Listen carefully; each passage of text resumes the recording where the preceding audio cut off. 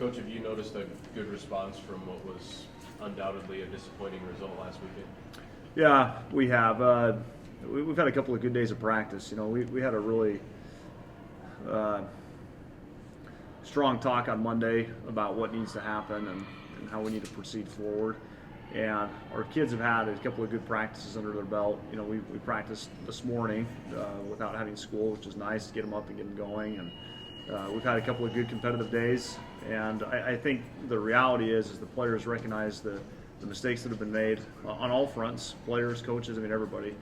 Certainly none of us are immune to that. And we've got one game left, and let's go play and put our best competitive foot forward. We're playing a great team. And that's the only way that we can go forward is give our absolute best in every way possible, and we'll see what happens. Do you guys, going in to play a team like Duluth, still with only the one win on the year, on the road no less, Duluth has been ranked all year.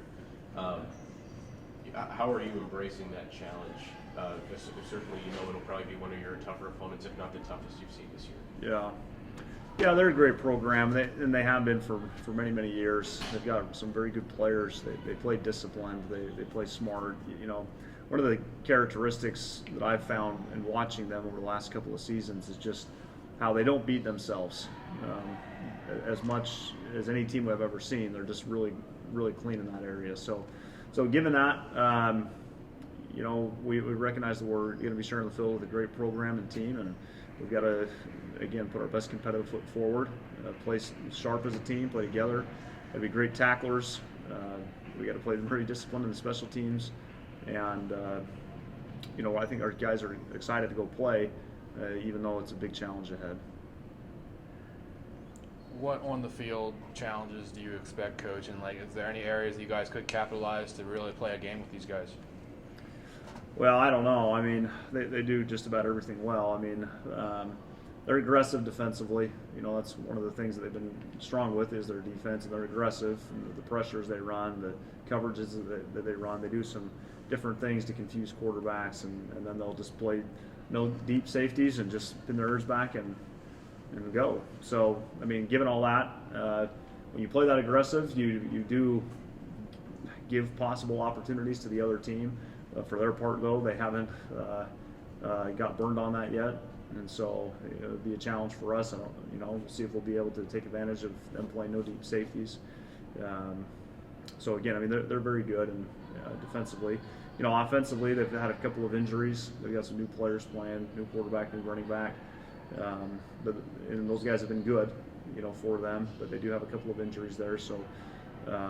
We just, again, be a great tackler. They want to run the ball, try to limit their opportunities, in terms of how many snaps that they get, which will be aided by us tackling very well. And that's one of the key elements that we got to grasp during the practice week and certainly on game day. Coach, the defense has been a positive for this team for most of the year, but I think going up against the Crookston offense, for the most part, it struggled to give up 45 points. What things did the defense struggle with last weekend that you need to improve against the Duluth? Well, we didn't play our run fits well at all. Anytime you're playing defense against the run, you just have to make sure that everyone is in their gap. Whatever gap you're assigned to, you got to be there. And one breakdown can provide a huge play, and we just had far too many of those. Why that happened, I don't know.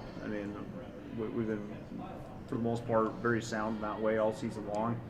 For whatever reason, we just had breakdowns that way against Crookston, and it cost us. And so that's a big thing we got to be better with this week is be in our gap, fight for position, stay in that gap, and then shed a blocker or make a tackle when the opportunity comes. I know you guys have been struggling with injuries, lost a lot of starters. Are guys still adjusting to new positions this week? And maybe you're talking about, struggling defensively could have to do with guys missing starters, missing. Yeah, we're down some guys. We have injuries, particularly up front, defensive line, and along the offensive line. We've got guys kind of out everywhere. 11, 12 starters that have been playing for us all year are out. They've been out for the past couple of weeks, many of them, So I mean, it's just, you kind of start adding all that up, all the missed games that you have amongst your team. I mean, it can be challenging. So that said, the guys that are here, they're on the team too. They're expected to go out and play, and expected to play well anytime they get an opportunity. So that's something that everybody has to embrace more and more within our program. As next man up, and when it's my turn, I got to go. I think a trademark of a great program is when a guy is injured and a new guy steps in, it's very difficult for a coach to decide who should start after that injured player returns.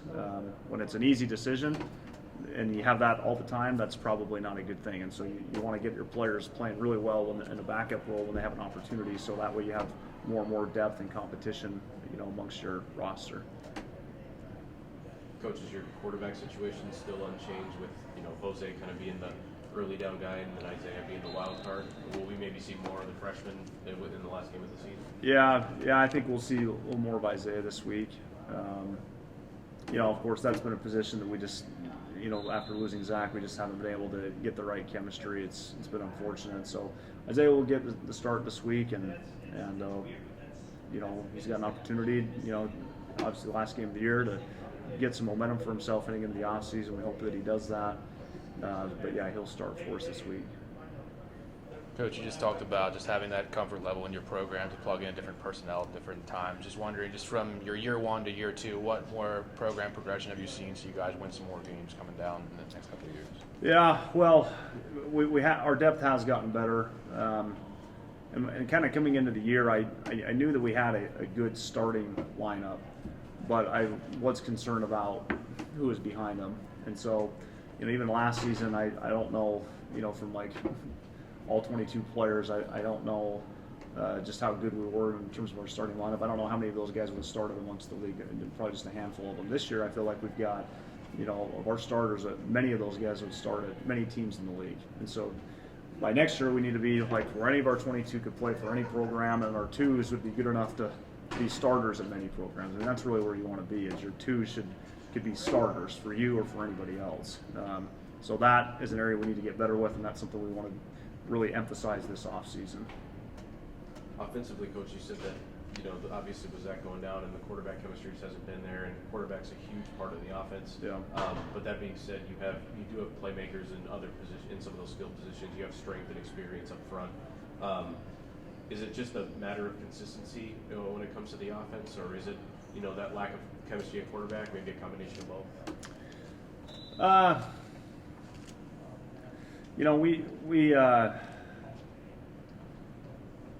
lost a variety of guys that play in 21 personnel groupings, which is 2 running backs, a tight end, and 2 receivers. So the guys that play in that personnel grouping, fullbacks, some running backs, tight ends, we lost a lot of guys that way. So we're not a team that's built to be a spread offense necessarily. And so when we lost all those guys, then all of a sudden the personnel we were relying on to run our system, we didn't have anymore. And so we had to start doing some more spread elements, which really isn't what we want to be or what we are. But that's the players that we had left, given some of the injuries. And so I think, to that, I mean, I think we just need to be a healthy team, I guess you could say. But also, kind of the previous question, just depth. So if we have an injury, we don't need to change what we're doing. We just plug the next guy in. And this season, we just weren't there yet. And when you look at Minnesota Duluth, that's a program, and I don't mean to make you reiterate some of the things you said earlier, but a program that's won national championships, that's competitive in a very tough league. What sort of steps does a program like Minot State's, one that's still kind of making that D2 transition, what sort of steps need to be made to get to that same level of competitiveness? Well, there's so many factors. I mean, we've talked a lot about what's on the field, and those things obviously need to continue to get better and better. Player development to me is the most important factor in a program. So how can you develop your athletes in terms of their strength and conditioning, in terms of their medical care, getting them back on the field as quickly as possible, their academic progression, kind of the real life skills that helps translate to a more mature and developed player on the field. And we have all those things that we look at, and we'll look at in the off season, just to continue to try to build our program. So in comparison to say a program like Duluth or Mankato, those programs you kind of have all cylinders hitting all the time. And so we just need to continue to work this day by day, brick by brick, and build our program so that, you know, all facets and all corners are very, very sound. We're getting closer and closer every day. We still have a long ways to go. I think kind of just to sum all that up, we just need to have continue to lay that foundation for our entire program in every area of player development, and then also your players feel like, hey, we've got everything we need, and they can completely focus on what they have to do rather than sometimes they might focus on something else that we don't have, which we can't be like, but it happens.